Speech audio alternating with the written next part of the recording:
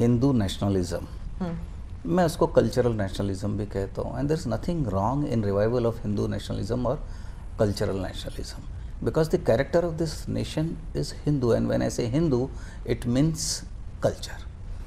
Having said this, why did we go to Somnath or Varanasi?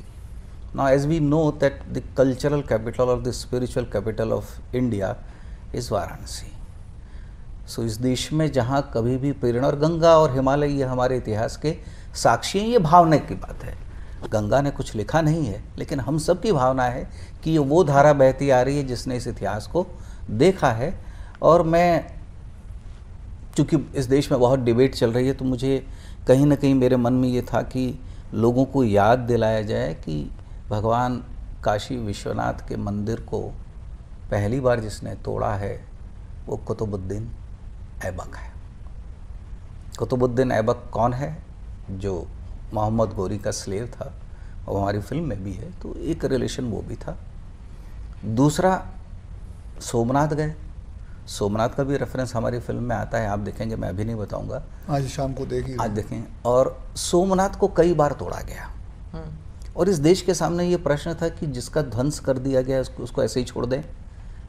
तो 1947 में जब देश आज़ाद हुआ, सरदार पटेल, के.एम. मुंशी, मेनन साहब, इन सब ने मिलकर तय किया, in spite of the fact कि नेहरू जी इसके विरोध में थे. उन्होंने कहा कि हमारी आस्था, ऊर्जा का केंद्र भगवान सोमनाथ हैं, और सिर्फ भगवान सोमनाथ मतलब ये हमारे सांस्कृतिक पुनरुत्थान की बात है.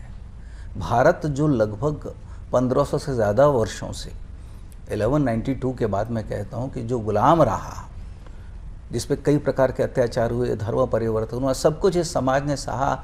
आज आज़ाद देश में हमारे पास एक अवसर है कि हम उस संस्कृति का घोष वापस करें, और उसका प्रतीक बना भगवान सोमनाथ का मंदिर, जिसे 1948 से शुरू किया गया.